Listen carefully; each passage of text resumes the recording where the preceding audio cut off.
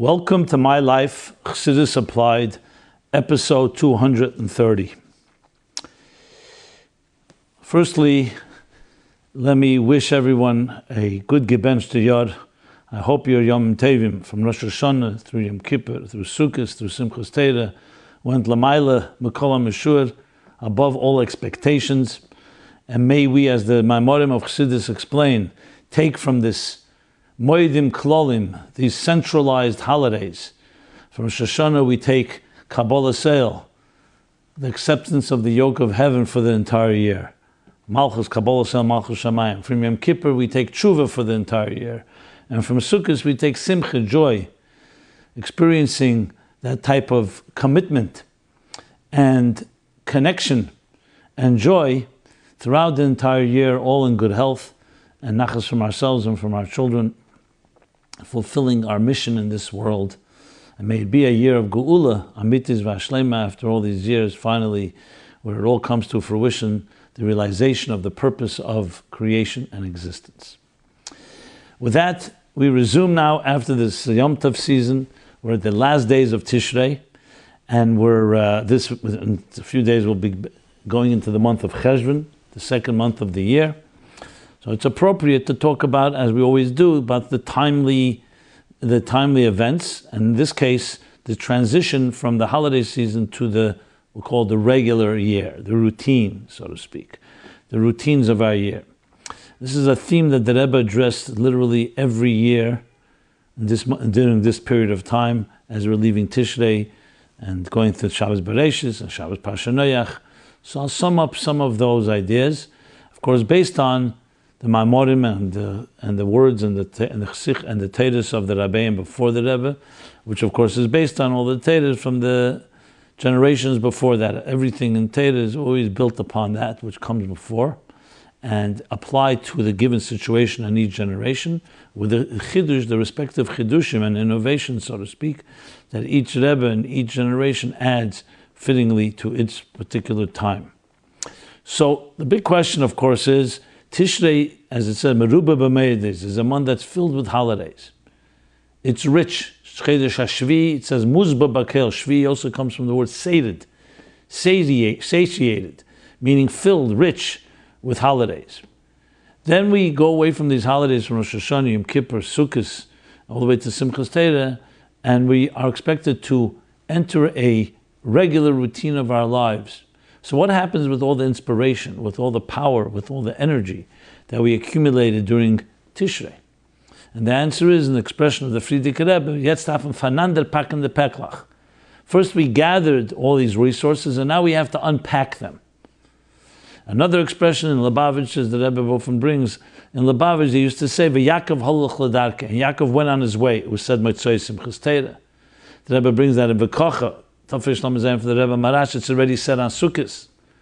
And of course it's said on Shabbos Bereshis, then on Chedesh Cheshvan. And the Rebbe explains there are many levels of Yaakov halach l'darke. There's literally, as we go Simchas Torah, is the end of the holidays as you go into Isra Chag and the days after that. And even deeper Yaakov halach l'darke is in the days following when Cheshvan begins. And even deeper when it goes even further into the so-called regular year. With a famous example from the Gemara and Medrash that during the holidays it's like having a feast and a banquet together with Hashem and God. And during the 7 days of Sukkot, we feast together, all of us, and then Hashem says, now, because I know we're going to soon be parting, Kosh alai pridaschem, it's difficult for me, your parting, not our parting, not pridaseinu, because God doesn't part from us, but we part because we don't see quite the same revelation and have the same surge of energy and experience as we do it during the holiday months. So the Rebbe says, let's make one feast, one yochid, one small feast, just ano malka b'chidehu. You, ano, ani, and the king all are one. The king and the king's daughter. In order to empower the daughter, and that of course is every neshama, each one of us, to be able to go into the next months, which are called the winter months, where there are no holidays until Pesach. We're talking about the holidays of Pitera. So it's like cold, distant winter months, which the spirituality is more concealed, but we're empowered with the end of this month, Shmini Atzeres and Chutzlar and Simchas Torah as well, to go and then take all that, as I said, unpack, internalize, and integrate it into our lives. So in essence, you can say in brief that the post-holiday season, which is where we are right now, is really a transition between inspiration and bringing it into the patterns and routines of our standard lives. To actually infuse our ordinary lives with the extraordinary that we gained in this new year, with all the new energies that were transmitted to us from Rosh Hashanah all the way to Simchas Torah. And in truth, both on a personal level and on a collective level, this is a very important lesson, because it's one thing to be inspired, it's another is to maintain inspiration. Inspiration is relatively easy, but to maintain it, when you go back to your, so to speak, the monotony of your life and the regular functions and the regular routines and the job and so on, much easier to be inspired when you're going, it's a Yom Tov, it's a holiday. You're doing things that are unique, that are different, that are not so common. But in truth, godliness is everywhere, and the challenge really is to make a dira b'tachtenim really begins after Tishrei. Tishrei is a type of recharging of the batteries and infusion of strength.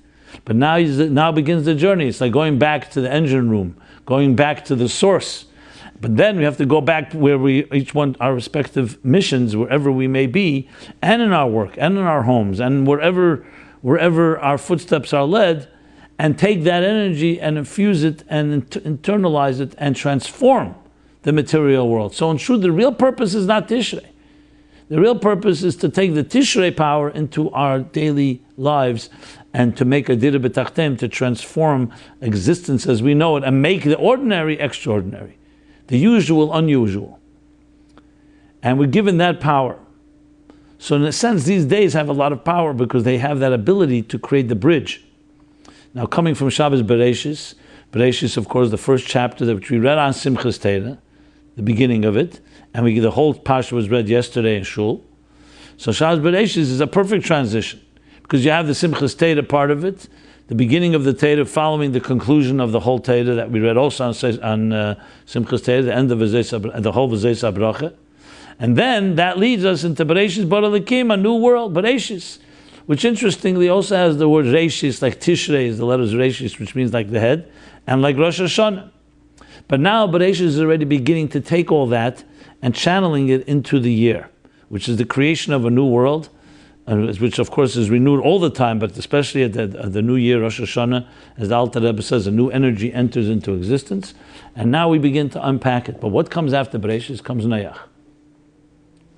Noach, if you read about it, is not such a positive parsha. As a matter of fact, we know the Pizgim, the expression from the Rebbeim, that Bereshis is Bereshis, the creation of the world. Noach is a kalamutna, it's a more sad, a more depressing chapter, because it talks about the ultra corruption of the world and the need, the need for God to go bring a flood and cleanse the entire world and recreate a new world after the tremendous corruption. But the end of the Parsha, it says, the end of the Parsha Noach Lebedig, that's the expression of the Rabbeim, because Avram Avinu was born. Avram Avinu begins to bring the light in. As everyone knows, from the different, of course, if you know Bosi Legani, the famous Bosi Legani from the Frierdiker Rebbe, that the Rebbe every year would review and explain, that after the Eibishter created the world, Bosi Legani, Chesikala, Legani, Legnuni, Legani, what does that mean? Altikal Legani al Legnuni, which means this is the Ikar Shechina B'Tachtenim. This is where the Ikar Shechina was. But then, God forbid, through the Chet Eitzadas, the Shechina was concealed and moved to the first Rekiah, meaning concealed. The next generation of transgressions concealed it even more. 7 generations of concealment, which of course concludes Parsha Noach and all that happened there, the Der HaMabel and the Der HaFloga, the building of the Tower of Babel. But then comes Avram Avinu, Eson HaGodel, as the Rambam says, the great, powerful power of Avram Avinu, and he begins to reverse the process, and he brings it from Rekiah Shvi to Rekiah Shishi, begins to reveal godliness, as we know the story of Avram, which we'll discuss next week. Yitzchak, Yaakov, all the way Moshe, the 7th generation, that recreates what happened in the beginning, but now with all the experience and the maturity that came during these generations. So what we are right now is Noach is the beginning of the Noach, of course, as the world is so corrupt.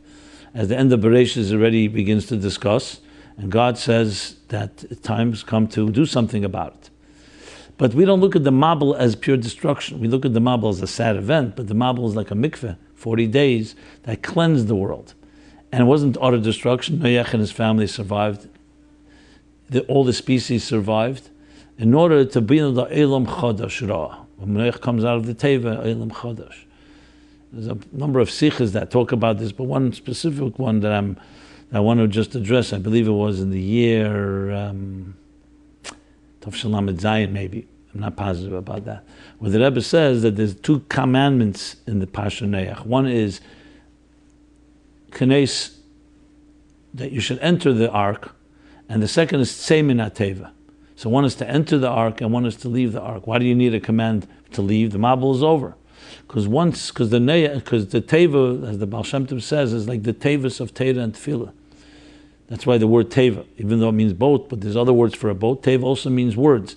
The sacred words of Teira and Tefillah that protect us from the Mayim Rabim, from the surging waters of the daigas, of the worries of parnasa, livelihood, and other things that concern us. So we protect ourselves like an ark from those surging waters. And once you're in there, you're comfortable. So you have to have another commandment, know the time has come to leave and now go back into the world. Noach wasn't happy to go back into the world. He saw what had happened. He didn't want another cycle of corruption. God says, no, you have to command them again to go. So the first command is to leave the world in which the corrupt world and go into this Teva. But then comes the commandment to leave the Teva and go into the material world and transform it, as I mentioned before. So all this is not just random. You see, Noach follows the theme from Bereshis, is the creation of the world. Then you see the fall, and you see the way human beings have abused their free will and used it in a way that unfortunately corrupted themselves and the world around them. But then comes the cleansing of that and the rebuilding of the world. So you have the whole cycle of life, the ups and downs that all of us go through even personally, right here, as Tishrei ends. And Tishrei, of course, is a revelation, time of like when everything's positive. But when you go back into the routines of the world, there can be sometimes setbacks and falls and transgressions and misdemeanors, crimes and misdemeanors. But then comes the protecting ourselves with the Teva and then leaving the Teva and rebuilding a world in a new way, in a powerful way, to ultimately to refine it leading it toward the Geula Amitis Vashlema. So these are personal lessons that you can take from this period in time, including Noach. I will cross-reference to episodes 39, 85, 135, and 184, where I've discussed this in the previous years of this series, MyLife, and maybe some of the details are overlapping, but this is a good opportunity for those that are listening for the first time, for those that are listening for a longer time, a good opportunity to mention that we have a very rich resource called MyLife Chassidus Applied online at our website, meaningfullife.com/MyLife, where you can find firstly the archives that I'm referring to and cross-referencing to of previous episodes. This is we're now already in the 5th year. It's 230. This is the 230th episode. You can also find there the forum where you can submit any question anonymously and confidentially, completely. No one, including myself, knows who it is unless you include an email if you want us to communicate with you. And you can also find the essays of the previous 4 years where we have the essay contest, which we run every year at approximately the end of December, from around Chavdala Tevis to Yud Aleph Nisan. And you can see the very powerful essays that many people have written, submitted, that apply Chassidus to personal life issues. I'll also use this opportunity, since in the year is beginning, a new year, that we live on your sponsorships and support. So please be generous in sending us a generous donation or dedicating a class to the honor or memory of a loved one. And you could easily do that at meaningfullife.com/sponsorship. Okay, let's now go into some questions that were asked, some of them relevant literally to this time, especially post Simchas Torah, and some new questions. And I want to again assure everyone who submitted a question. As you'll see, there's some questions here that came in a while ago. I will get to them all, and please bear with me and be with patience, because there is a line, so to speak. Many questions have been submitted, and I want to be fair to everyone. So I try to bunch them together in the similar themes, but we will get to them. And so even if you haven't heard your question addressed, rest assured it will be addressed in the near future. And I want to thank you as well, a good opportunity to thank you for all your questions and for all your comments and for all your even critique. It only helps us improve and refine this program. And please keep it coming, because at the end of the day, this is a dual relationship, a mutual partnership in taking Chassidus and applying it to the real life issues and challenges of our time. Okay. So let us begin with this question. I found it to be very blunt and relevant, and it goes like this: do fathers have to ignore their families on Simchas Torah? So though we're after Simchas Torah, this question came in, I think after Simchas Torah, I'm not sure really when the date was, but regardless, I felt that instead of waiting until next year, let's talk about it now. Dear Rabbi Jacobson, I hope you had a wonderful Yom Tov season. Oh, clearly it was after Yom Tov, yeah. I hope you had a wonderful Yom Tov season. I remember last year you discussed women's involvement in Simchas Torah celebrations, and I would like to ask you a question on a similar topic. What is the correct way for Lubavitcher husbands and fathers to conduct their Simchas Torah celebrations with regards to taking care of their families? Is it appropriate for the men to ignore their wives and children throughout the day? My feeling is that Simchas Torah is such an incredible and enjoyable day. Why not share it with your family? Yet we see that many in Anash stay at shul all day without their families, leaving their wives and children to eat at home. I won't get into the alcohol issue here. It goes without saying that abusing the concept of l'chaim and Simchas Torah by getting drunk is abominable. See Rambam Hilchos Deis 5:3, and sets a terrible example for children. Is there an inyan to abandon one's family for Simchas Torah? Why not stay at shul for a reasonable amount of time and then go home with your family to have a responsible Sudus Yom Tov, a respectable Sudus Yom Tov, and dance and sing at home or even in the streets? I believe it is our responsibility as husbands and fathers to put our families first. When I arrived back at shul for Mincha and Simchas Torah, there were a few men still wearing their talises. Excuse the correct grammar, which indicated they had not gone home for the day, and I felt sorry for their families. I guess I just want to understand our practices better and want to make sure to give my own children a positive experience. Can you please comment on the above and suggest what the best approach would be to balancing celebrating Simchas Torah, a chassid, like a chassid, and also taking care of our families? I don't believe these should be mutually exclusive, but rather go hand in hand. Thanks in advance. Well, I want to express my appreciation for the question.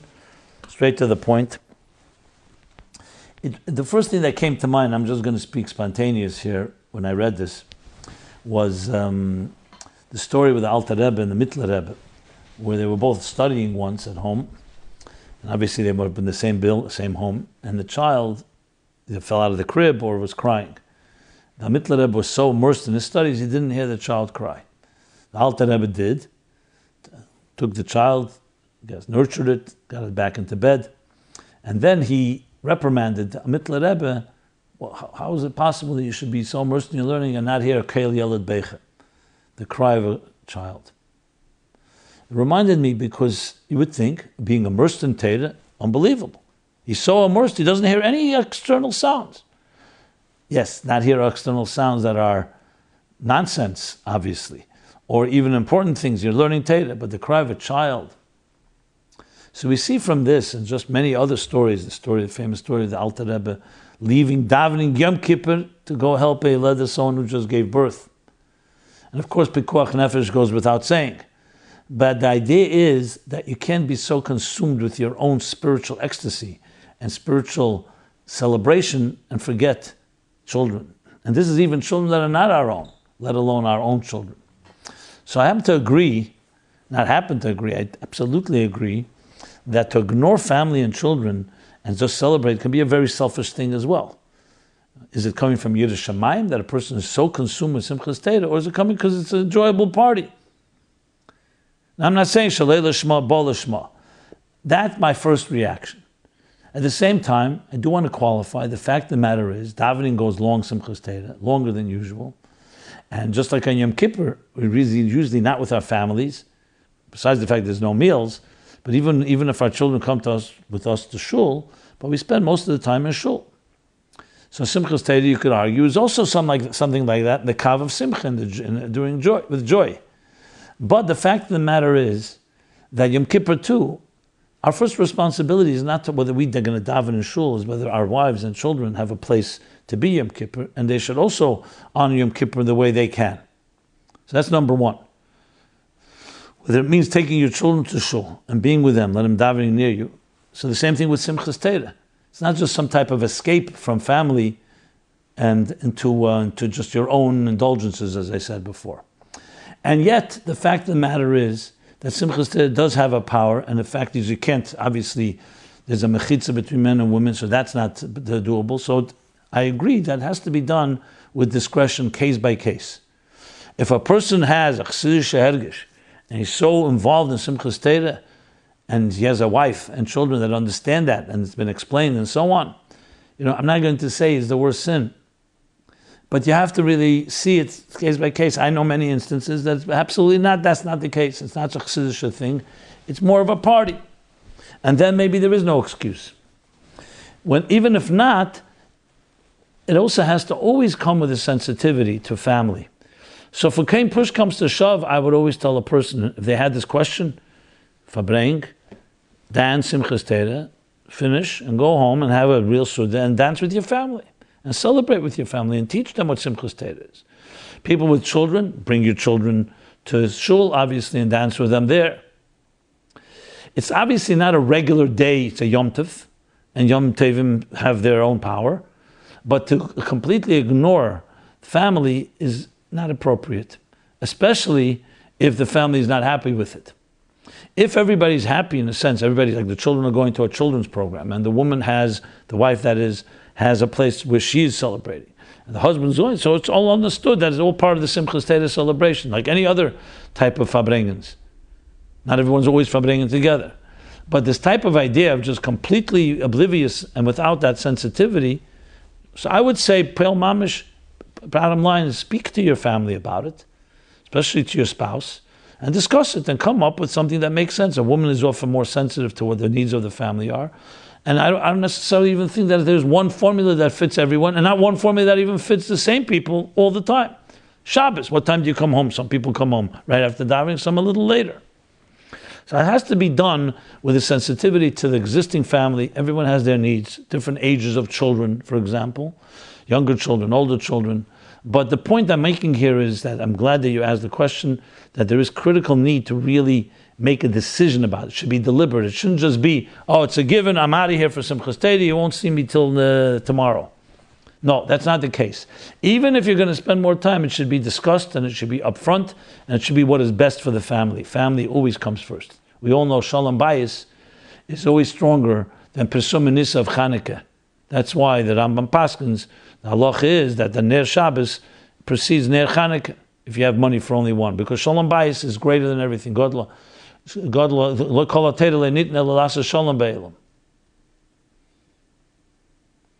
Shalom Bayis doesn't always mean the opposite of chaos or opposite of battle. Shalom Bayis means preserving that the home is a healthy home, the home is a united home and a harmonious one. And all that has to come into the cheshbon whenever a person is doing anything that is spiritual or religious or even with good intentions. Okay. I hope I covered that. And as usual, it's not a black and white thing. And there are nuances and case by case, as I always point out. I want to just also refer you to episode 38, where I spoke about Simchas Torah and the importance of children on Simchas Torah. So not only is Simchas Torah b'chlal, you have to take care of your family like every yontif, but Simchas Torah particularly has a unique connection to children, which is why we bring children to shul, and that the children dance as well. And it's part of the process, just like on Pesach, children are such a central component. Okay, let's move a little transition out. Another question, completely of a different sort, but also connected somewhat to, obviously, religious commitment. And that is, the question is, I feel stifled in my ultra-orthodox religious home, what can I do? The title that the person wrote it actually was Stifled in Satmar. So I'm glad to hear that the program, which of course I know before, is listened to not just in Chabad communities, but in many communities, including Chassidic communities and Litvish communities. There's quite a following. So I say that also, that please, I welcome all questions from any community. It's not necessarily a Lubavitch or Chabad show, even though I do, growing up in Chabad Chassidus, I use Chabad Chassidus as part of Torah to address the issues, but the questions are completely welcome from whatever kreis, whatever community, or whatever persuasion you are related to. Okay, so here's the question, stifled and Satmar. Hi, I'm a married mom of 7. Grew up with typical narcissistic dad. Never had a voice, not even by my shidduch. Married a guy with a lot of emotional issues. Finally found my voice, and I'm so done living this lifestyle. Problem though, my kids. The older ones wouldn't want to move out. Husband either. I feel very stuck and sad. Spend tons and tons on therapy, individual and couple. We're going in circles. What can I do next? I'd need someone to put some sense into my husband to stop expecting change from me. I'm not going back to be your typical Satmar mom. Awaiting a reply. Thanks so much. First, let me refer you to other episodes where I discuss similar, not exactly this type of question, but similar topic about stifling, whether religion is stifling and limiting on what one can do about it. Episodes 38, 151, and 196. But to address your question very directly, and I thank you again for being, I feel honored actually to be trusted with such a question, and I'll try my best to answer it with all the limitations and qualifications of not knowing all the details and not knowing all aspects of the situation. But overall, we could say the following, which leads me to, of course, that you said you tried couple therapy and so on and not going nowhere. There's always someone that can help, a third party. It would be a good idea to find someone that your husband respects, because then he'll be cooperative, and someone that understands you as well. And there's always things that can be done, even on small steps, baby steps, that can make it better. So that's one thing. You cannot give up. Second thing is resignation is absolutely not an approach to say, okay, what can I do? I will not change, so we're just going to have this tension, this ongoing tension. As I said, everything can be improved, and resignation is not an option. And no one's suggesting you have to go back to the past and just follow the conformity that's demanded of you. Now, assuming that, and I'm assuming this because I would always want to assume that you have a good husband. He may have some issues, but everybody has issues, and you have children, which you love. Assuming that your husband's a person that you can love, and there is a relationship, I'm not talking now specifically religious standards, then obviously you do everything possible to build and make it grow. And maybe you, the woman here, in this case the mom, is the catalyst because you have whatever you've experienced, you've come to grow through it and so on. So I would say, besides what I said earlier, finding someone that maybe both of you can speak to, that your husband will trust, you need to have someone to speak to. Best a woman who's either been through something like this or has the wisdom and experience to know how to advise. You have to find ways to self-actualize as a person and as a woman that will make you happy with your life. Very often I find that the people who feel very suppressed in the religious environment, besides being suppressed, they never find their voice. And they don't find their voice, so besides the suppression, they just don't have an alternative.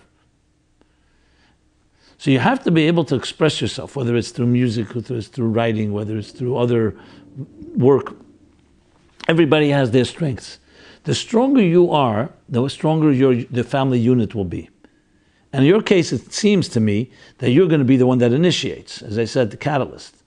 So to be a catalyst and to really bring it productively, both for your husband and for your children, and not necessarily perfection, but better than it is requires an empowered person. And empowering means that you're doing things, it may be outside of your family, it may be outside of your husband, that are very gratifying and enriching, where you feel good at the end of the day. When you feel that way, generally speaking, you're stronger, you'll be able to cope more with any given challenge. If you don't have that, then besides your challenges, you don't have any strengths to work with. So I would, independently of the challenges, work on some of those items. You mentioned, finally found my voice. It'd be interesting to me what that means. What is your voice? And how are you expressing it? So it's one thing to be, I'm done with this lifestyle, but you don't want to be running away from an unhealthy situation all the time. You want to find healthy outlets. That's what I would strongly suggest, in addition to what I've said before. And this is, again, with the limitations, speaking here in a public forum, without knowing all the details, not about you and not about your husband, not about your family, I feel inadequate, and I feel always like I'm not really saying everything that should be said, but that's part of the reality on the ground of this forum and this platform. So I hope this was helpful, and please also don't hesitate. You can write to me privately and personally. As I said on the form, just include your email. I do think on this one you did write an email, but in case what I've said here requires more, I'd be happy to speak if you want to speak by phone or communicate another way and maybe advise further in addition to what I've said here. And this also goes out to everyone out there that has questions. It's a great forum to talk about because this, I know, reading a question like this, I know will open the door for others to ask similar questions, which is one of the strong reasons of doing this and not just speaking only privately. But at the end of the day, every case is different. So we need to balance and weigh the two to make it work. Okay. And I want to conclude again. The neshama is free. Every neshama. When a person is not free unless they have teira, and our neshama is free. The fact that we may have grown up in a very cloistered or very suppressive society that's very controlling and so on, does not mean your neshama is not free. It just means your society has held you down. The key is to find access to your soul and fly with it and soar. And you could absolutely bring it into your family. Even if your husband is not completely there, the fact of the matter is he wants to be with you as a wife, and vice versa, sometimes it's the other way around. So you have to find ways that work for him. That's part of the challenge. And that, by the way, is also part of the exhilarating challenge of a soul's journey in this world. This world is not an easy world. The soul comes into a world where all of us have our trials and tribulations and our twists and turns and ups and downs, as I mentioned. But we always know that we're never given a challenge we don't have the power to deal with. Okay, that's a pep talk summation on this topic, which of course addresses many other issues, including the next question. Fighting between two worlds. Can I balance my secular interests with my spiritual religious life? Hello, Rabbi Jacobson. First of all, I want to say thank you for everything you do for our community and Jewish people in general. You are a brilliant teacher, educator, and an inspiration for how one should live. Halavai. That's my footnote. I'm a teenage Lubavitch girl from New York. I have worked a lot and I'm still working on myself spiritually, and I want to grow. But sometimes I wonder if it's worth it. I know a lot of people who are more chilled and they're very happy. Sometimes I feel like I'm missing out on movies, shows, etc. Is it natural to want to listen to non-Jewish music or watch a movie? Is that from the Yetzer Hara or the Nefesh Habamis? Okay, again, thank you for being honest and straight, and I will try my best to reciprocate. I want to first refer you to episodes 24, 25, 49, and 218. These are just related issues. They're not necessarily exactly this question, but topics that I've touched upon that are supplement anything I'm going to be saying now. Okay. Again, with the limitation of not knowing all the details, and I have a number of questions I would ask you if we spoke, but based on what I'm listening here, on a very black and white halachic level, to say that watching movies or non-Jewish music or shows and so on is from the Nefesh Habamis. It's not coming from the Nefesh Elikis. And on a formal level and on an official level, to tell someone, go ahead and just give in to all your desires, even not necessarily Dvarim Asurim Mamish, things that are completely prohibited, is obviously not an approach. We try to always keep a higher standard of living a spiritual and a highly spiritual Jewish life. Yet at the same time, we live in a reality of this world. We do read other things, we do travel, we do see things. And the fact of the matter is that if you have the power to control yourself and just completely be immersed in Kedusha Kol Hayom Kulei, Tavei Lech Bracha. Absolutely, try it out. I'm saying it's not try it out. God should bless you and do that. But in reality is we're going to be challenged, And it's hard to say that somebody's never picked up a newspaper and read an article or a book or heard music that's not necessarily Jewish. This is not in any way condoning it. As I said very clearly, from a Torah point of view, we know what Dvarim B'Teilim is. Even 1 second, we're not supposed to waste time and learn Torah all the time. Men have their responsibilities in this and women theirs. But there is a concept of Rishus, where we have free time, so to speak, where we may be relaxing or maybe reading something that is not prohibited, but is not necessarily pure Torah. We may be exercising. We may be doing other things that are taking care of our hygiene, our welfare, the standard of welfare of our lives, and so on and so forth. So Chassidus talks about this, obviously, how you elevate that and do it l'shem shamayim. Even if you're exercising, you're doing it to be a stronger person. And ultimately, the mission of your life is to serve God. The mission of your life is to, as I said before, make a home for the divine in this corner of your world. But we do this in many ways. We do it through direct learning Torah, just like in Yom Tevim, we do it through the Yom Tevim. In the weekdays, we do it through the weekdays. So we have many outlets. So it seems to me that how you describe yourself, you need to speak to a mashpia who can look at your life and help direct you and create literally like a regimen of list of things that you should be involved in that include things that you do enjoy. There's no reason that Yiddishkeit has to be the only thing that you don't enjoy. Do things that you do enjoy and do it in a way that is the way Torah and Chassidus tells us to do it. So it's absolutely worth it. The fact that some people so-called are chill and doing other things and they seem happy, first of all, happiness is a very relative thing, and happiness could also be very superficial. So I don't think you have to look at others. It's not about others, it's about you being happy. We have to find a formula that makes you happy, and not just look at others and say, if I did that. Now, to be too fachnokt and too serious and too intense to the point that you're becoming miserable in your own life, that's absolutely also not that approach. So that's why I'm saying we have to find something in between. I commend you for the fact that you are working on yourself and you want to grow spiritually and so on. But there are many ways, many outlets to do so that are not necessarily that intense and constantly feeling this type of pressure to the point where you feel like you're missing something. You can find tremendous pleasure and tremendous delight, tremendous joy in things that are fulfilling the mission of your life. So that's the key thing I wanted to point out.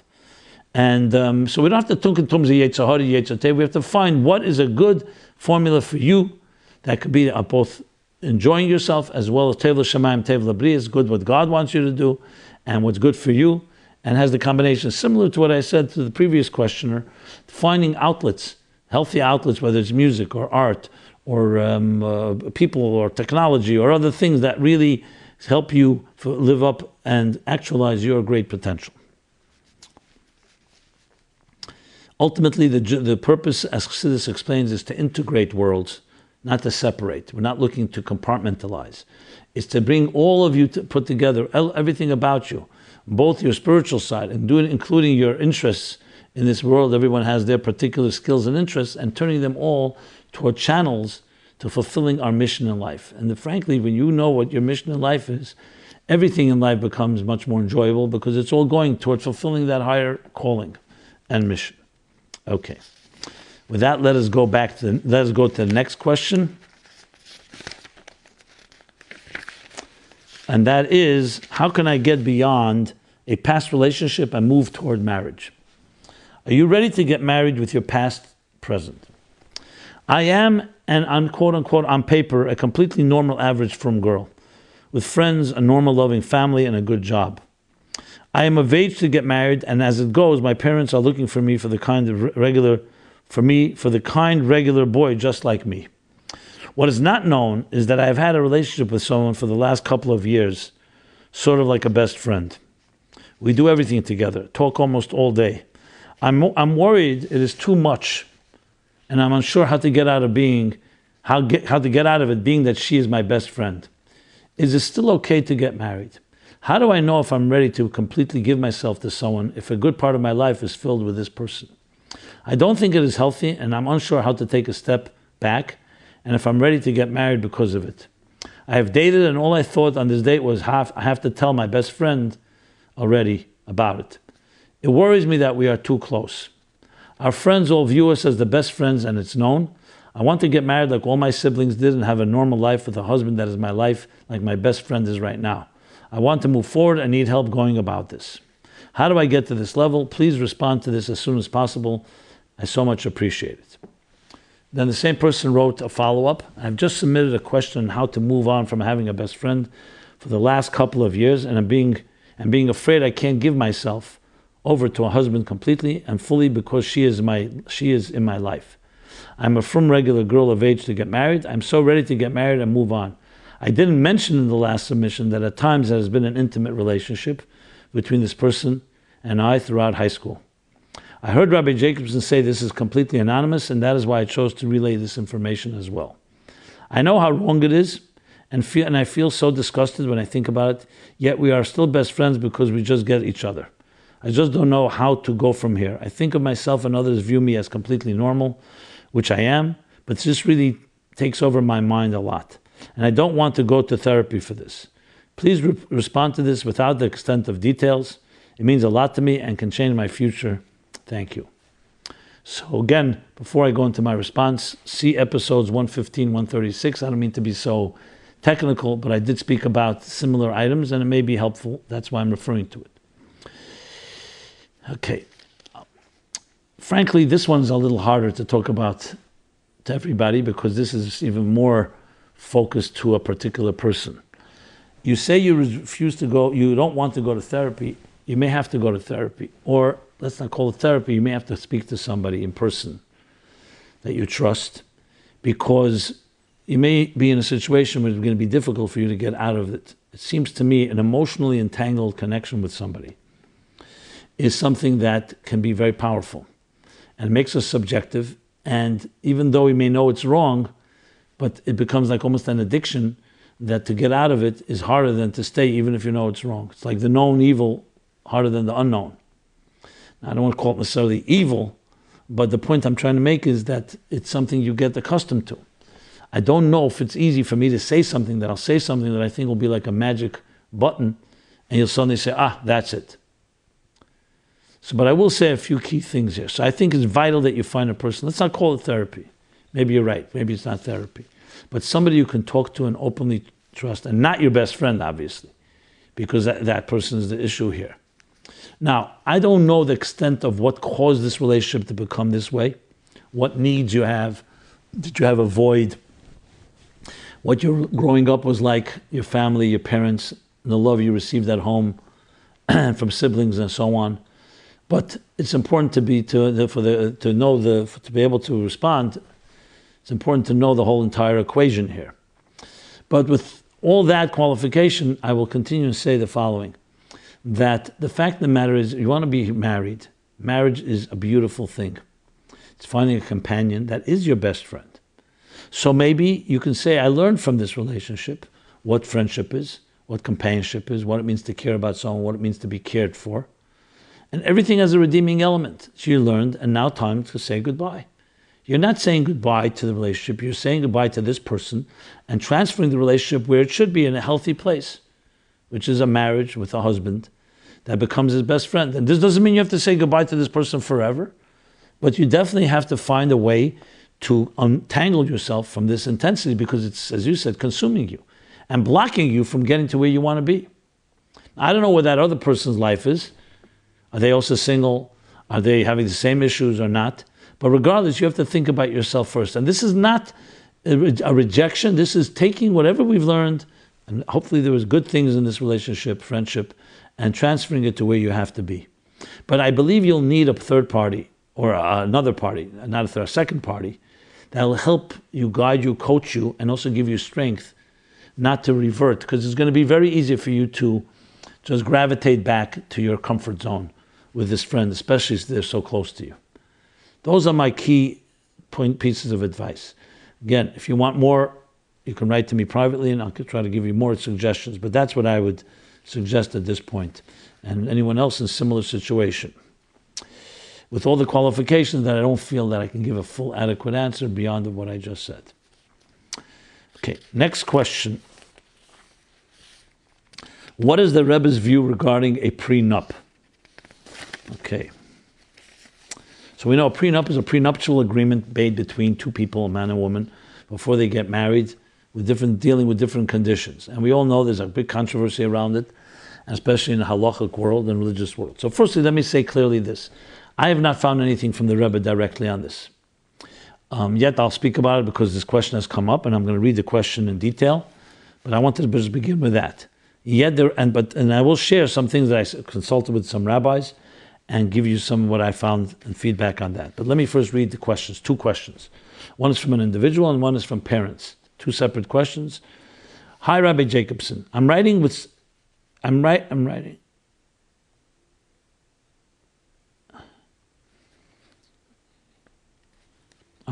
a second attempt at a question that I left unanswered for months on end. I know it's a touchy issue.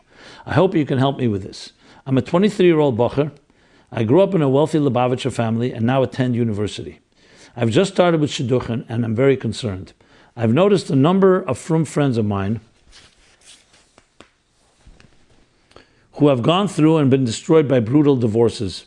The young men have been accused utterly falsely by their now ex-spouses of horrific things, sexual deviance, raping or otherwise abusing their spouses, being a danger to their own kids, and even attempted stabbing. My friend who was accused of stabbing his ex wasn't even in the country on the date she accused him of it. Ex-wives not giving back heirloom jewelry that has been in the husband's family for generations, and other horror stories. Another friend, who did very well in business, is now paying his ex $15,000 a month, yes, a month, child support, after she extorted him during their divorce proceedings, threatening all sorts of sordid accusations against him. Knowing these friends, I know they haven't done the things they've been accused of. I'm now somewhat scared to get married, but even more scared about getting married without a prenup. I have heard that many Rabbanim in the more modern frum circles insist on prospective couples getting a prenuptial agreement. I'm not naive and know that even a good prenup can't prevent everything, but I'm now dating a girl seriously and I'm thinking about it. What was the Rebbe's view on prenuptial agreements? Thanks so much. A second question in this genre. Hi, Rabbi Jacobson. Thank you so much for your great video for Farbrengens. My husband and I enjoy watching your weekly offering. Our son is now at the age that he's going on shidduchim. My husband and I are very concerned as we know our son is a difficult personality when it comes to relationships. While people seem to love him and he loves kids, etc., he's very bossy and verbally aggressive. To be clear, I don't mean that he would, God forbid, curse or demean someone, but he wants what he wants and will use his strong logic and persistence to bulldoze people into giving him what he wants. While we're sure that this will make him a great businessman, it will not make him a great husband. Baruch Hashem, he has inherited lots of money from his grandparents and is probably richer as a young man than most people will ever be. He does not know about this money yet, but soon enough he will have to know, as we can't keep it from him much longer. We are concerned about his getting married and divorced, possibly numerous times. What was the Rebbe's view about someone with this personality getting married? Also, this personality leaves him exposed to women who marry him, and when utterly vexed by him, try to take away his inheritance. Our question is regarding a prenuptial agreement. What was the Rebbe's view on a prenup? Thank you so much, a concerned mom. Okay. So firstly, as I said, I have not found anything from the Rebbe directly about this. If anybody does have information, whether Baal Peh or an oral story they heard, or something in writing, please share it with me and I will share it with the public. With barring that, I consulted on a few rabbis. I'm not an active pulpit or pesach, meaning someone that rules and actively ruling. Is like, even if you may know halacha, it doesn't mean you're a surgeon. Just like someone who knows medicine doesn't mean they can do surgery. So I consulted with people who deal with this on a daily basis, marriage, divorce, agreements, and so on. And here's what the consensus was. The consensus was that there's not a problem halachically with a prenuptial financial agreement, as long as, and I emphasize, as long as there's no mention made of a get or divorce, because that can have problems, and that has to be guided by a competent Rav in detail. But an actual prenuptial agreement, even one or two rabbis told me, they even advise it for people who come from wealth, because why should there have to be that concern? Now, of course, there's the issue of trust. The woman will say, you don't trust me. So that's already more of a psychological, emotional thing. But from a halachic point of view, I say again, my information is that there is, I'm just trying to read it. that, however, a financial prenup, as long as no mention of the get, can be a very good idea for both parties.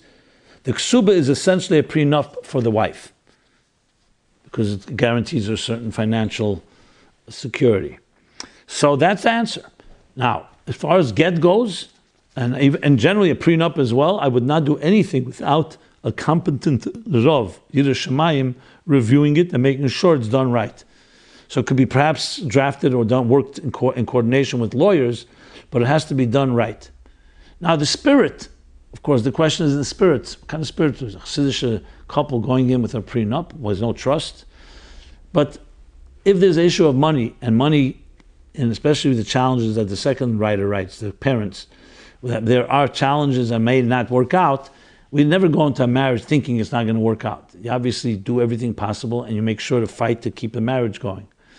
But in case, because finances may be an issue, as I said, some recommend, why not do a prenup only around the financial component of it.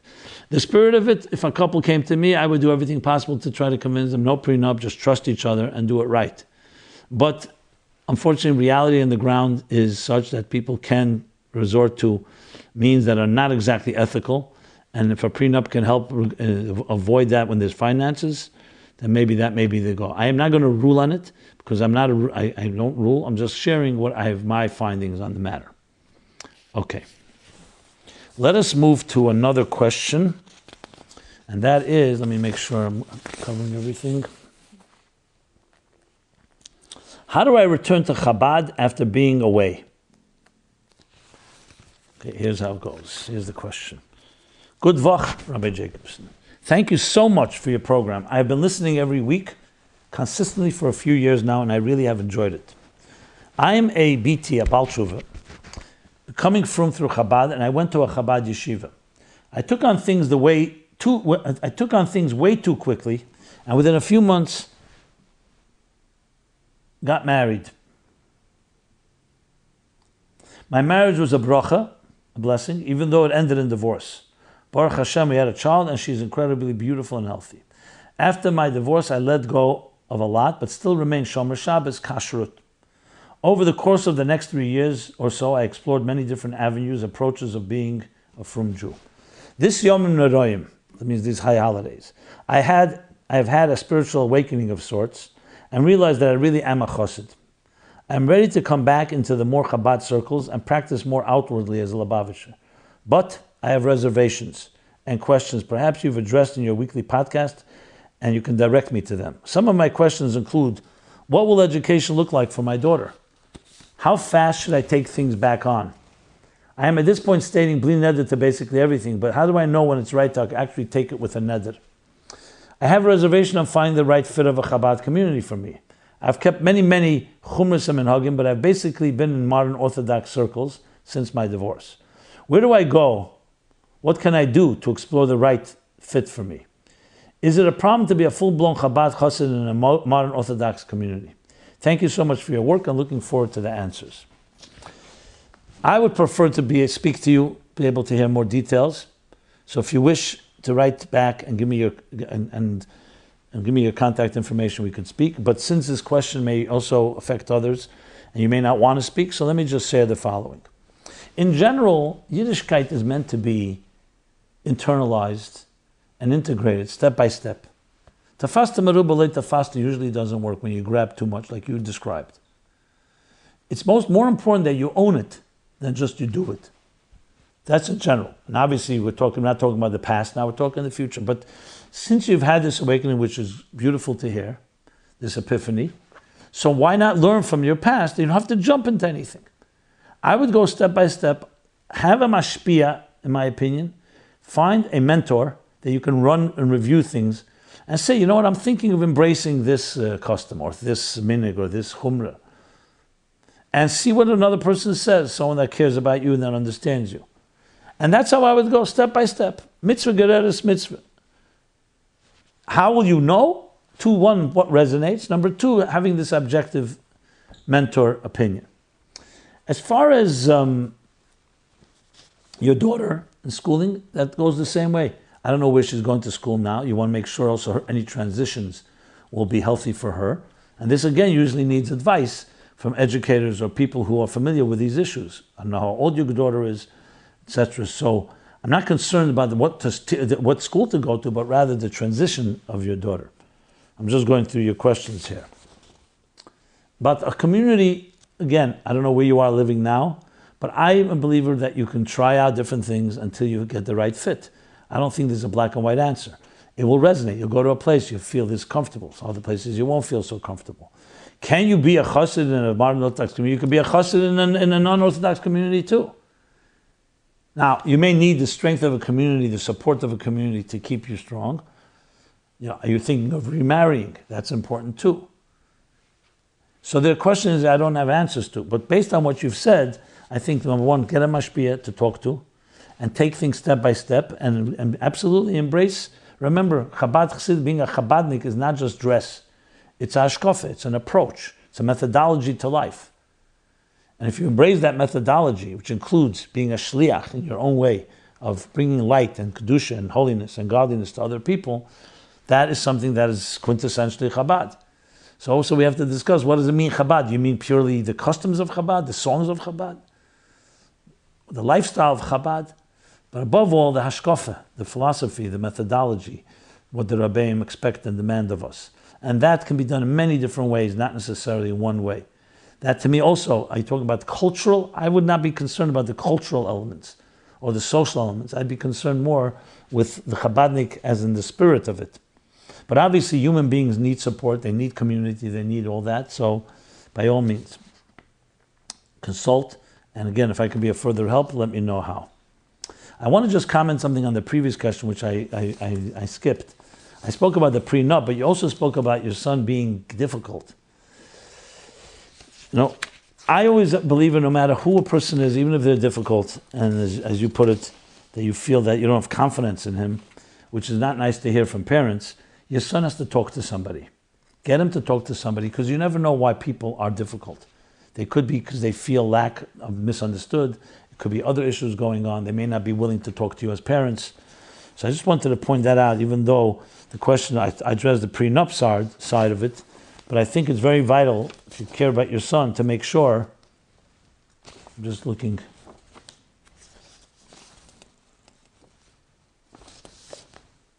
about his personality and his aggression and so on, to make sure that you're doing the best for him and not ignore that.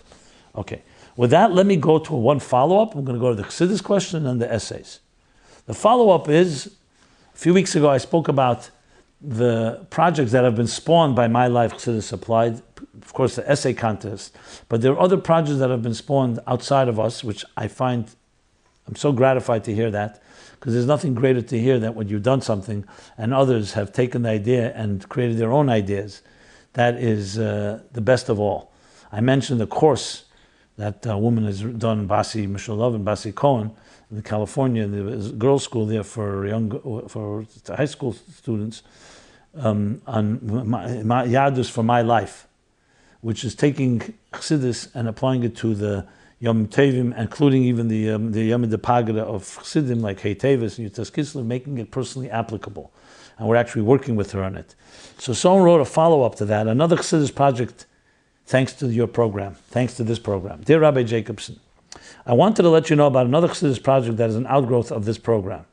Writing my essay for the essay contest 3 years ago was a hugely transformative experience in my personal relationship to Tanya. To pay the bracha forward, I began writing up a daily summary of each day's Tanya with a short practical takeaway. Baruch Hashem, I'm now in the 3rd year of this project and currently editing the summaries in order to, Mitzvah Hashem, turn it into a published book.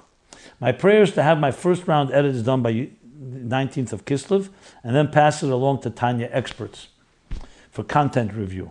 The project started with 30 people receiving the daily summary, and thank God grew to over 200 Yidden from all walks of life and backgrounds receiving the summary. Thank you so much for all you do. This project is to your schus. Beautiful to hear. I specifically read it, not obviously to toot my horn or this program's horn, but to encourage and realize that each of you, every one of us, can find ways to take Chassidus and make it applicable through using your unique talents, your unique audience, your unique sphere of influence, and so on. So thank you for sharing that. And as I said, nothing more gratifying than when you do something and it spawns others and Kein Yirbu many times over until we conquer the whole world with Yefutzu Meinesecha Chutza. With that, let me go to the Chassidus question, which we do every week. The Chassidus question is, please explain what Achdus Hashem means. Okay. Dear Rabbi Jacobson, can you please explain what Achdus Hashem means? As I grew in learning Chassidus and my understanding, all of my paradigms and perceptions seem to be flipping upside down. I feel like Baruch Hashem, life, the world, and its fragmentation is beginning to look better through the lens of Chassidus. A few concepts, however, still really boggle my mind, and I don't know how to fit them into Hashem's unity, Sitta Achra and Klippa. I don't know how to go about thinking about these ideas. Hashem is an all-good God, a purposeful God. What goodness and what purpose do the Gimel Klippas Atmeis and Sitra Achra serve in this world? And if they are part of Hashem's Achdus, shouldn't I really be happy for what they stand for, in a sense, like in a sense divine agents that are here to fulfill a purpose of their Creator? Also, another idea I don't understand, when we learn that the higher the thing is, the lower it falls, like the lion in the Merkava is higher than the ox. However, down on this earth, the lion isn't kosher, and the ox is, because the lion fell further. Let's explain the Chassidus. So to what extent does this principle apply? Do we say the same thing for a pig? Do we say the same for an aggressive Gentile?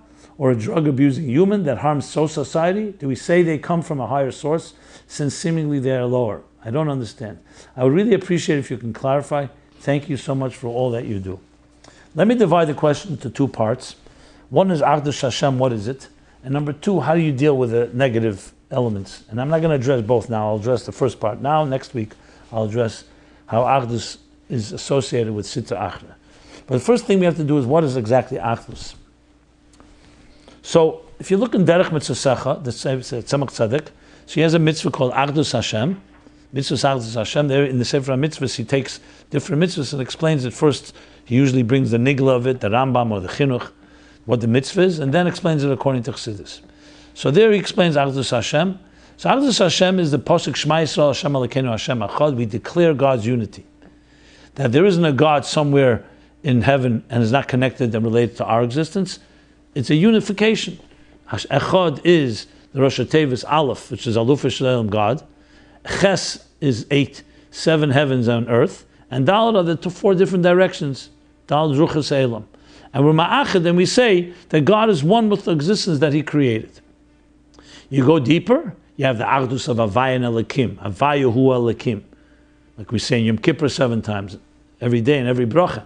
Baruch Atah Hashem Elokeinu. That's the Achdus, the unity that the transcendent God, that's beyond existence, is one with the God that manifests in existence in Elikim, which is Gematria HaTeva, nature. As opposed, in contrast, to pantheism, Spinoza's pantheism, which says God is nature, and nature is God, God forbid. So God is nature, but God is beyond nature. Nature is God, but God is not nature. Chassidus discusses at length these points of Achdus that I just said, but even more.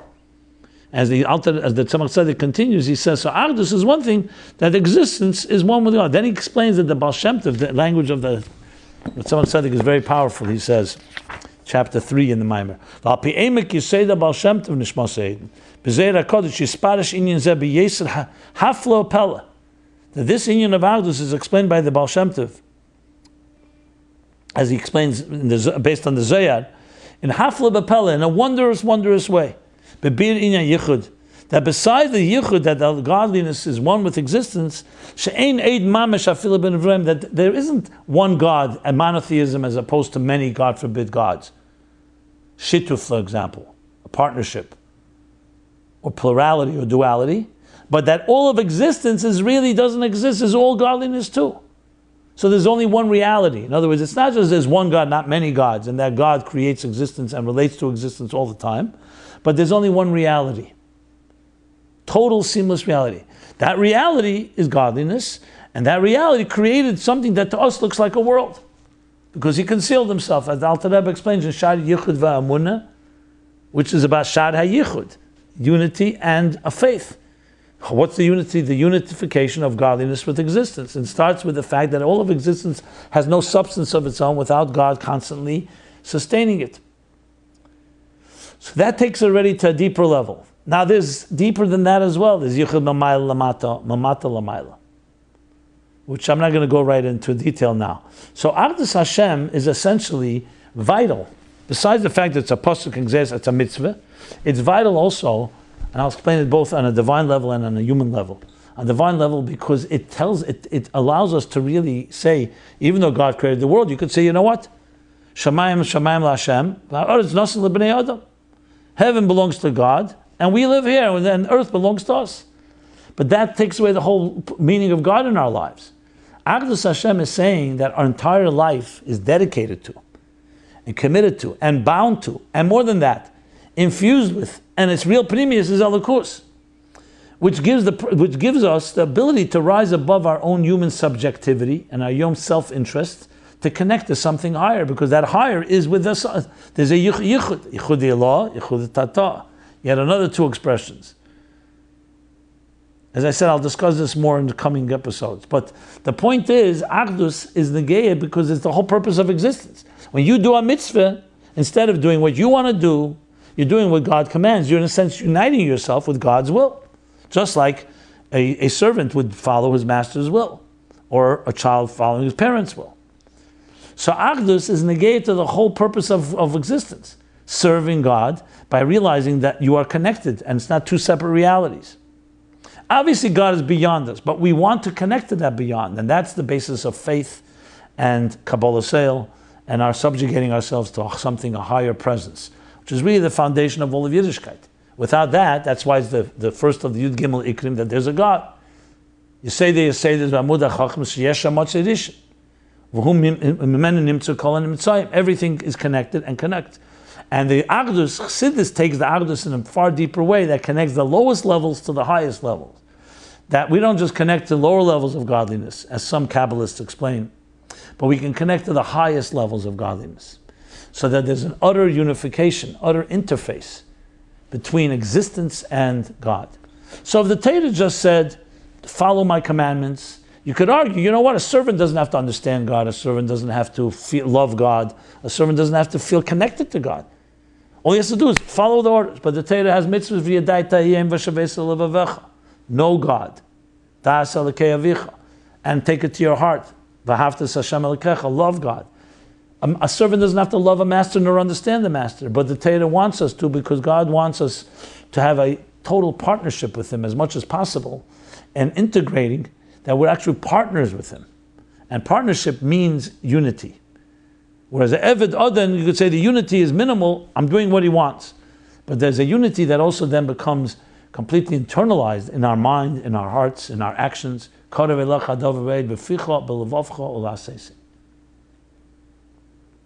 We will talk about more aspects of Achdus, including the other part of the question in the coming episode and maybe episodes.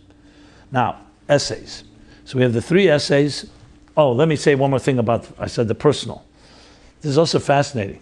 In life, you see, unity is not just a divine thing. It means it's fundamentally a divine thing, but I mean, it expresses itself not only in divine ways. Everybody's searching for unity. You can say all of science in one line is the search for unity, the unifying principles, the laws that connect all the different fragmented phenomena.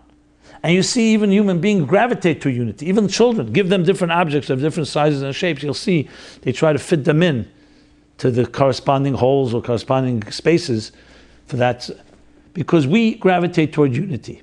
In life, when we feel fragmented and compartmentalized, we are unsettled, is disconcerting, is disorienting. We look for order. Why? Because our neshama is driven by Hashem Echad, by a unity, the higher unity. So unity in life, even on a very secular level, you can say, do you want to have a life that has 1,000 different voices and demands tugging at you in different directions? Or do you want to have a hub that connects everything? Every business needs a mission statement that connects all the details. Everything needs a plan, an objective, a goal that's higher than the details, that transcends the details and connects them all. If not, we end up having scattered energy going in different directions, which is a problem for all of us. So Echad, Hashem Echad that we say, unity is not just a unity between God, it also permeates that everything you do is unified toward that higher purpose. Of course, the purpose being the divine purpose of our existence. Okay, the 3 essays are, this is all from the last essay contest, which is the 4th essay contest, 4th or the 5th? 4th essay contest, I believe. Every week we cover 3 essays. There were many, many essays that were submitted, and we go down the list.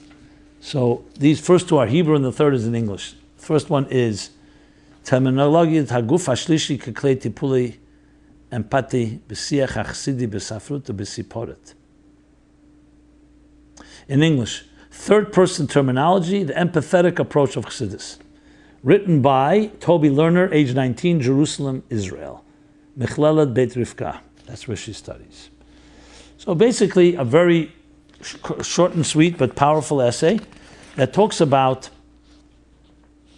the different approach Chassidus has than other approaches in addressing people's challenges. So often you find that you're dealing with challenges, you talk in a negative way, in a way like Musar, that reprimands and rebukes. Chassidus talks positive.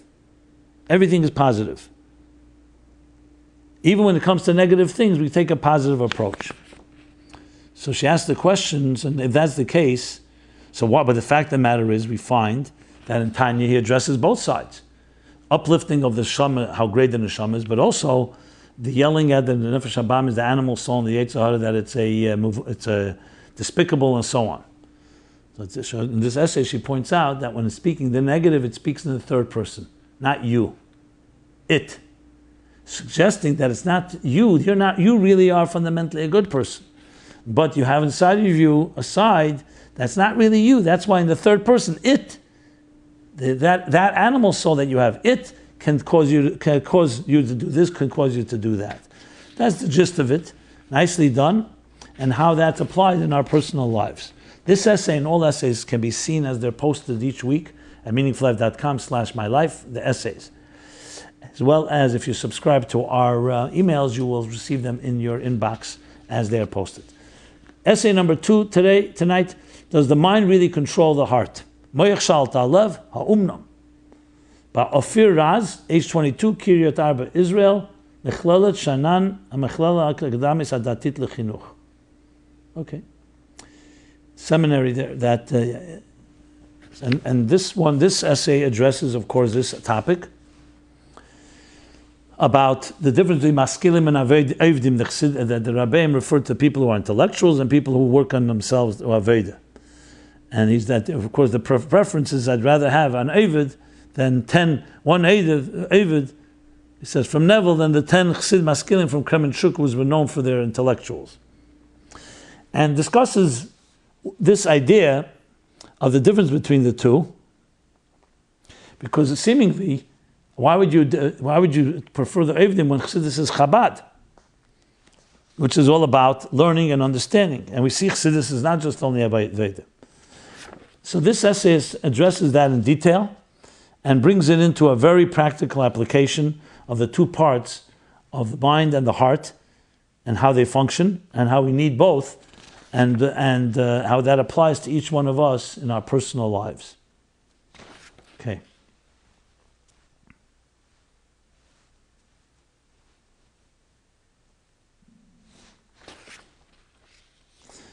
Yeah, very good sources and a lot of interesting things, some things that are not so familiar with, people are not familiar with and known. So thank you for that. The next and final essay is Letting Stress Roll Away.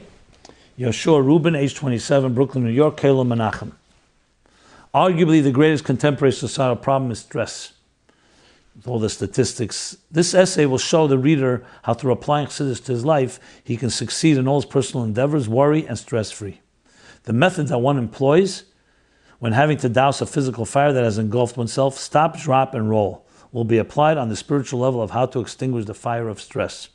First, stop to focus inward on the Yechida Etzem HaNeshama, essence of the soul, then drop back into the world with the outlook that Avedis HaBirurim, the divine service of refinement, has already been completed, and roll through life's challenges and full conviction that there exist no true obstacles. and breaks this down, the stop, drop, and roll approach. Very creative, very interesting, and a good read as well.